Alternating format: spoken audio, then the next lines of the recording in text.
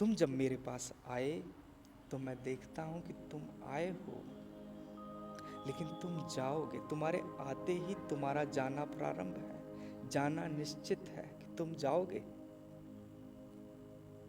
लेकिन तुम जब जाते हो तो बड़े लोग दुखी होते हैं कि हम जाते हैं, हम वापस आना चाहते हैं, हम तो यहीं रहना चाहते हैं। लेकिन तुम्हारे जाने में ही तुम्हारा आना भी निश्चित है कि यदि तुम जाओगे तो तुम आओगे। दोनों साथ हैं। तुम आते हो तो तुम जाते हो, तुम जाते हो तो तुम आते हो। जीवन कुछ ऐसे ही चलता है। आप पूछते हैं, आपने मुझे व्यक्तिगत रूप से कहा था किसी का दिल ना दुखाएं और प्रेम ही लुटाएं।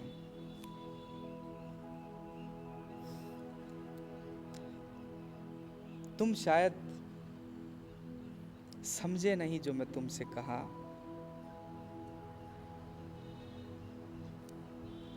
मैं तुमसे कहता हूं प्रेम ही लुटाएं। जो लुटता है, कौन लुटाना चाहता है? लुट जाना कौन चाहता है? लेकिन प्रेम है वो लुटना चाहता है, लुटा देना चाहता है।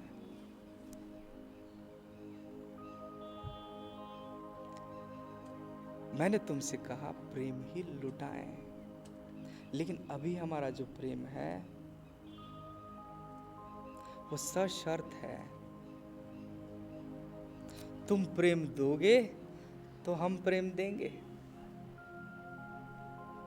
तुम प्रेम नहीं दोगे तो हम भी प्रेम नहीं देंगे। सशर्त है, शर्त है उसमें, व्यापार है, आदान प्रदान है, लेना देना है।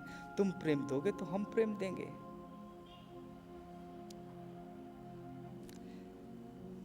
मैं तुमसे कह रहा हूं प्रेम ही लुटाएं। यदि प्रेम पूर्ण हुआ, यदि तुम्हारा हृदय प्रेम से परिपूर्ण हुआ, तो जो मैं तुमसे कहता हूं वही होगा। फिर देना ही आनंद है, देना ही ठीक लगेगा। उसी में आनंद, उसी में सब कुछ, उसी में परमानंद। लेने की तो कोई अपेक्षा भी ना रहेगी। अभी तो तुम कहते हो प्रेम दोगे तो प्रेम लेंगे, हम भी प्रेम देंगे। तुम प्रेम दोगे तो हम भी देंगे। व्यापार है, शर्त है। लेकिन जहां प्रेम पूर्ण होगा, हृदय में यदि प्रेम पूर्णतः विराजित होगा, तो तुम देने में ही सुख पाओगे, देना ही अच्छा लगेगा तुम्हें। यदि तुम्हारे सामने किसी दुश्मन को भी खड़ा कर दिया जाएगा तो वो दुश्मन नहीं लगेगा। मन में ख्याल आता है, जैसे ही प्रेम देने की बात आती है, अगर दुश्मन आ जाए यदि किसी ने मेरा दिल दुखाया हुआ आ जाए तो मैं बंद कर दूंगा, प्रेम देना बंद कर दूंगा। लेकिन यदि तुम्हारे में प्रेम है, जैसे पुष्प में सुगंध है, तो वो ऐसा थोड़ी करता है कि मैं उसके पास जाता हूं तो सुगंध देता है, तुम जाते हो तो नहीं देता है। वो तो बस दे रहा है, तुम लो या ना लो तुम्हारी मर्जी, वो तो बस देगा। लेकिन हम सोचते हैं दुश्मन आ गया तो मैं बंद कर दूंगा प्रेम देना।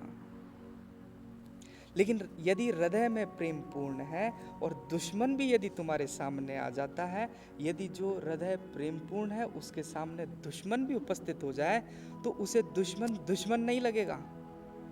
वह कहेगा बेचारा, उसे वह लगेगा विक्षिप्त, पागल।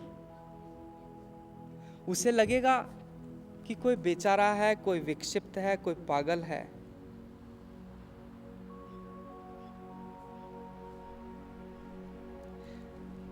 रुग्ण है, अभी कोई बीमारी हो गई है, कोई मानसिक असंतुलन खो बैठा है, इस बेचारे को क्या हो गया है। यदि हृदय तुम्हारा प्रेमपूर्ण हुआ तो तुम्हें ये सब लगेगा, दुश्मन दुश्मन ही नहीं लगेगा। और ऐसा हुआ भी। यदि तुम देखो, मंसूर जो था, सूफी फकीर हुआ मंसूर। मंसूर जो था, उसको जब सूली दी जा रही थी तो करीब 1 लाख लोग इकट्ठे थे, उसे पत्थर मारते थे, उसे गालियां देते थे, उसे पत्थर मारते थे, और मंसूर हंस रहा था, मुस्कुरा रहा था।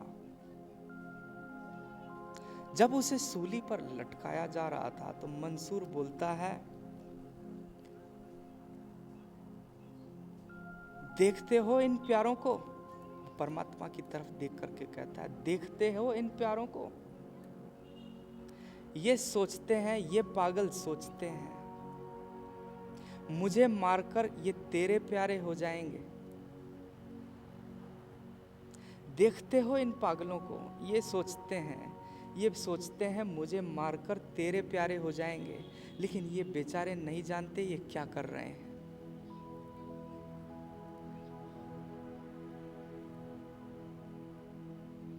वो कह रहा है, बेचारे, पागल।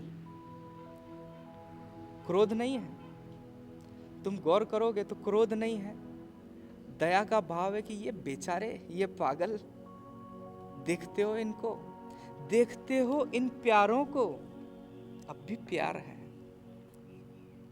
ये सोचते हैं कि मुझे सूली पर चढ़ा करके ये तेरे प्यारे हो जाएंगे। इन बेचारों को नहीं पता ये क्या कर रहे हैं। ठीक यही बात जीसस के साथ, जब जीसस को सूली चढ़ाया जा रहा था तो जीसस बोलते हैं, उनसे कहा गया कि तुम अंतिम कुछ बातें कहना चाहते हो, कुछ बोलना चाहते हो सूली पर चढ़ने से पहले? तो जीसस बोलते हैं, हे परमात्मा,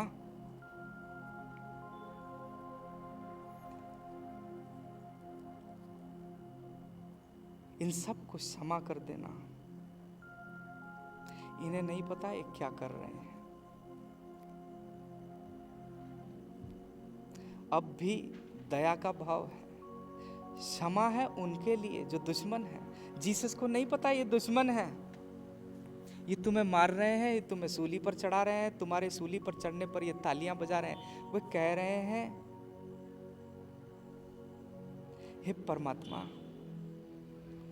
क्षमा कर देना इनको, ये नहीं जानते ये क्या कर रहे हैं।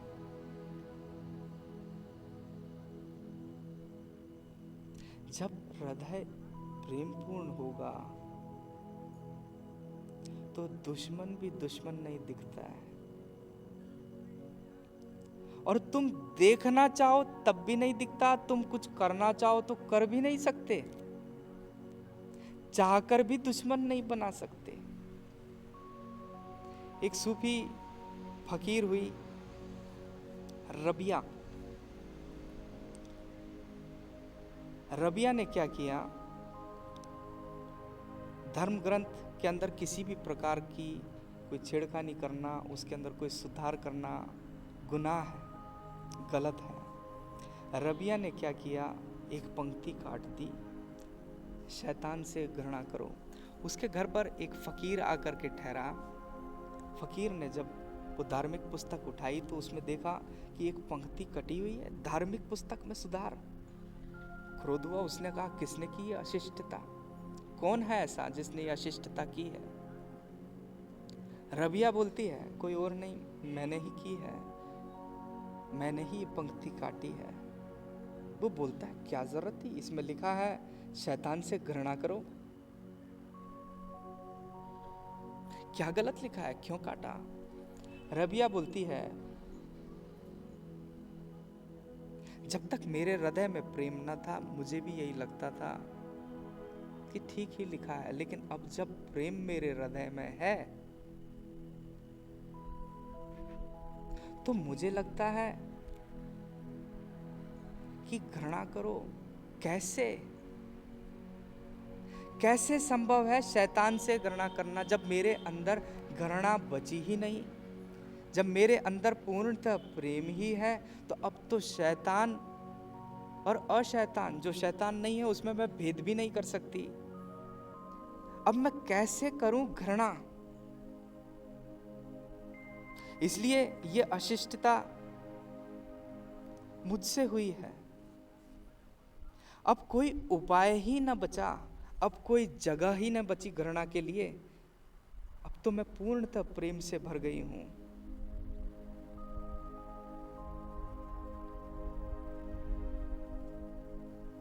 जब तुम्हारा हृदय प्रेम से भरेगा तो वहां कोई जगह ना होगी घृणा की, कोई जगह ना होगी कि तुम शर्त लगा सको, तुम कोई कंडीशन लगा सको। वो जो प्रेम होगा वो अनकंडीशनल होगा।